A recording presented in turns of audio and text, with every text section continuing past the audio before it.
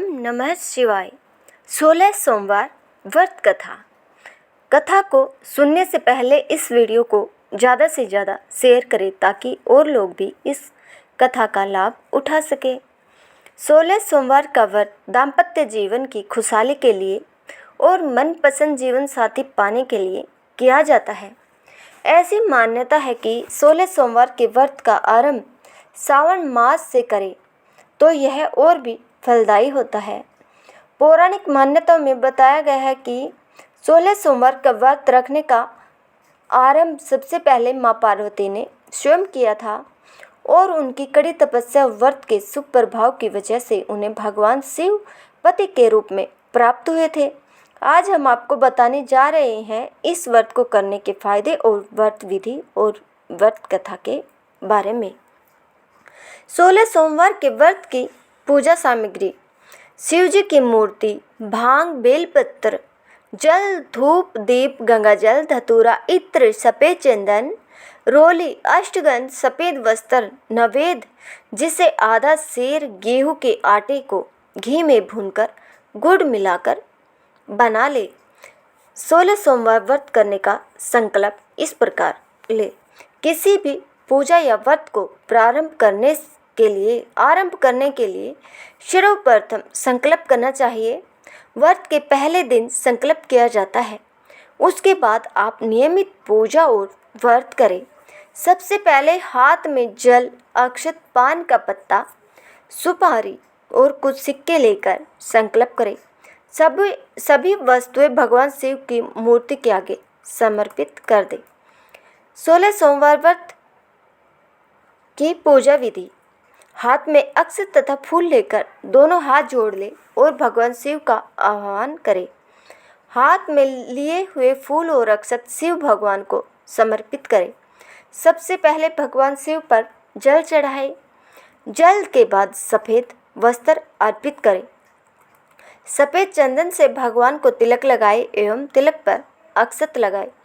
सफ़ेद पुष्प, धतूरा, बेलपत्र, भांग एवं पुष्पमाला अर्पित करें। अष्टगंध धूप अर्पित कर दीप दिखाएं।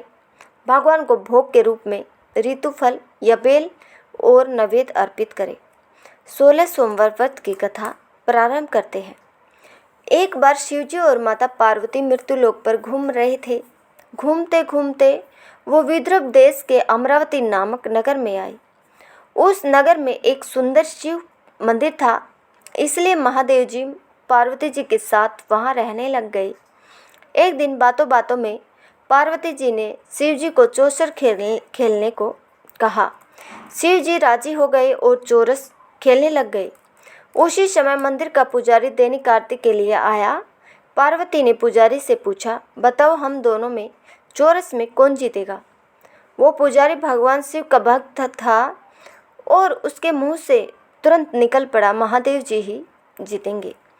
चौरस का खेल खत्म होने पर पार्वती जी जीत गई और शिवजी हार गए। पार्वती जी ने क्रोधित होकर उस पुजारी को श्राप देना चाहा।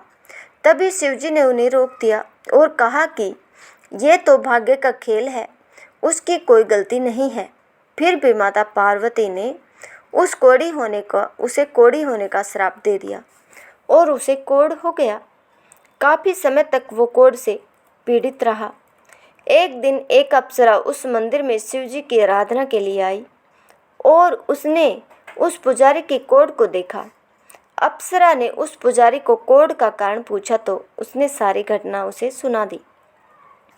अप्सरा ने उस पुजारी को कहा, तुम्हें इस कोढ़ से मुक्ति पाने के लिए 16 सोमवार व्रत रखना चाहिए।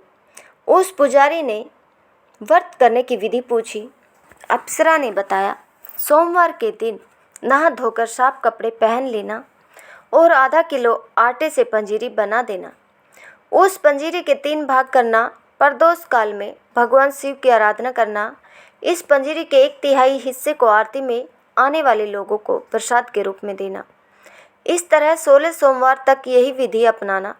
17वें सोमवार को 1/4 गेहूं के आटे से चूरमा बना देना और शिवजी को अर्पित कर लोगों में बांट देना। इससे तुम्हारा कोढ़ दूर हो जाएगा। इस तरह 16 सोमवार व्रत करने से उसका कोढ़ दूर हो गया और वो खुशी खुशी रहने लगा। एक दिन शिवजी और पार्वती जी दोबारा उस मंदिर में लौटे और उस पुजारी को एकदम स्वस्थ देखा।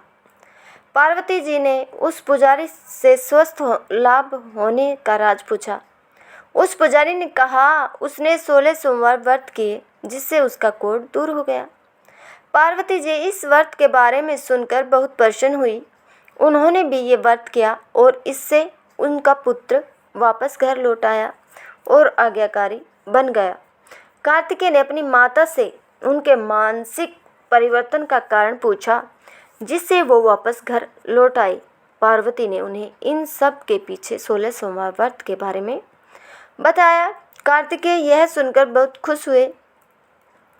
कार्तिकेय ने अपने दूर गए ब्राह्मण मित्र से मिलने के लिए उस व्रत को किया और 16 सोमवार व्रत होने पर उनका मित्र उनसे मिलने विदेश से वापस लौट आया।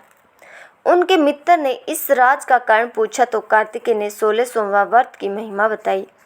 यह सुनकर उस ब्राह्मण मित्र ने भी विवाह के लिए 16 सोमवार व्रत रखने के लिए विचार किया। एक दिन राजा अपनी पुत्री के विवाह की तैयारी कर रहा था। कई राजकुमार राजा की पुत्री से विवाह करने के लिए आए। राजा ने एक शर्त रखी कि जिस भी व्यक्ति के गले में हथनी वरमाला डालेगी उसके साथ ही उसकी पुत्री का विवाह होगा। वो ब्राह्मण भी वही था और भाग्य से उस हथनी ने उस ब्राह्मण के गले में वरमाला डाल दी और शर्त के अनुसार राजा ने उस ब्राह्मण से अपनी पुत्री का विवाह संपन्न करा दिया। एक दिन राजकुमारी ने ब्राह्मण से पूछा, आपने ऐसा क्या पुण्य किया जो हथनी ने दूसरे सभी राजकुमारों को छोड़कर आपके गले में वरमाला डाली? उसने कहा, प्रिय, मैंने अपने मित्र कार्तिकेय के कहने पर 16 सोमवार व्रत किए थे। उसी के परिणाम स्वरूप तुम लक्ष्मी जैसी दुल्हन मुझे मिली। राजकुमारी यह सुनकर बहुत प्रभावित हुई और उसने भी पुत्र प्राप्ति के लिए 16 सोमवार व्रत रखा। फल स्वरूप उसके एक सुंदर पुत्र का जन्म हुआ और जब पुत्र बड़ा हुआ तो पुत्र ने पूछा, माँ, आपने ऐसा क्या किया जो आपको मेरे जैसा पुत्र मिला? उसने भी पुत्र को 16 सोमवार व्रत की महिमा बताई। यह सुनकर उसने भी राजपाट की इच्छा के लिए यह व्रत रखा। उसी समय एक राजा अपनी पुत्री के विवाह के लिए वर तलाश कर रहा था तो लोगों ने उस बालक को विवाह के लिए उचित बताया। राजा को इसकी सूचना मिलते ही उसने अपनी पुत्री का विवाह उस बालक के साथ कर दिया। कुछ सालों बाद जब राजा की मृत्यु हुई तो वो राजा बन गया क्योंकि उस राजा की कोई पुत्र नहीं था। राजपाट मिलने के बाद भी वो सोमवार व्रत करता रहा।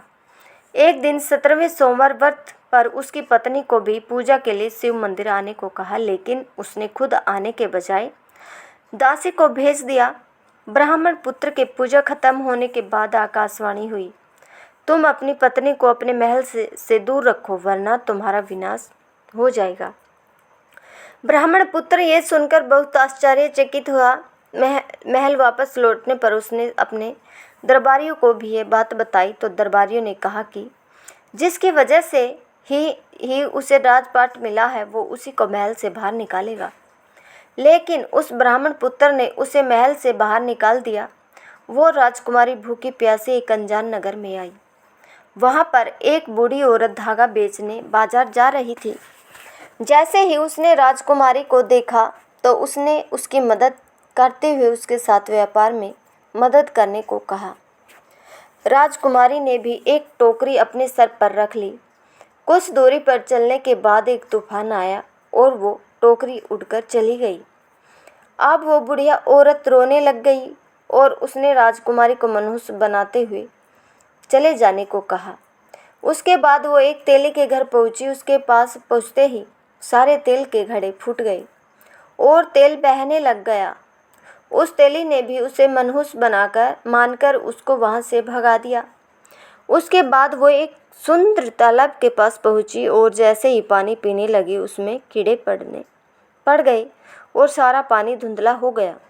अपने दुर्भाग्य को कोसते हुए उसने गंदा पानी पी लिया और पेड़ के नीचे सो गई। जैसे ही वो पेड़ के नीचे सोई उस पेड़ की सारी पत्तियां झड़ गई।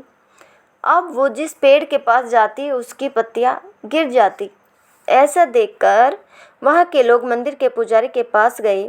उस पुजारी ने उस राजकुमारी का दर्द समझते हुए उससे कहा, बेटी, तुम मेरे परिवार के साथ रहो, मैं तुम्हें अपनी बेटी की तरह रखूँगा। तुम्हें मेरे आश्रम में कोई तकलीफ नहीं होगी। इस तरह वह आश्रम में रहने लग गई। अब वो जो भी खाना बनाती या पानी लाती उसमें कीड़े पड़ जाते थे। ऐसा देखकर वो पुजारी आश्चर्यचकित होकर उससे बोला, बेटे, तुम पर ये कैसा कोप है जो तुम्हारी ऐसी हालत है। उसने वही शिव पूजा में ना जाने वाली कहानी सुनाई। उस पुजारी ने शिव जी की आराधना की और उसको 16 सोमवार व्रत करने को कहा, जिससे उसे जरूर राहत मिलेगी। उसने 16 सोमवार व्रत किया और 17वें सोमवार पर ब्राह्मण पुत्र उसके बारे में सोचने लगा, वह कहाँ होगी, मुझे उसकी तलाश करनी चाहिए। इसलिए उसने अपने आदमी भेजकर अपनी पत्नी को ढूंढने को कहा। उसके आदमी ढूंढते ढूंढते उस पुजारी के घर पहुंच गए और उन्हें वहां राजकुमारी का पता चल गया। उन्होंने पुजारी से राजकुमारी को घर ले जाने को कहा, लेकिन पुजारी ने मना करते हुए कहा, अपने राजा को कहो कि खुद आकर इसे ले जाए।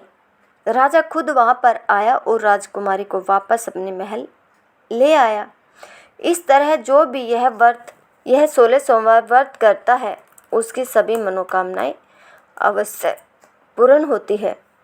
अगर आपको यह कथा पसंद आई हो तो इस वीडियो को ज़्यादा से ज़्यादा शेयर करें।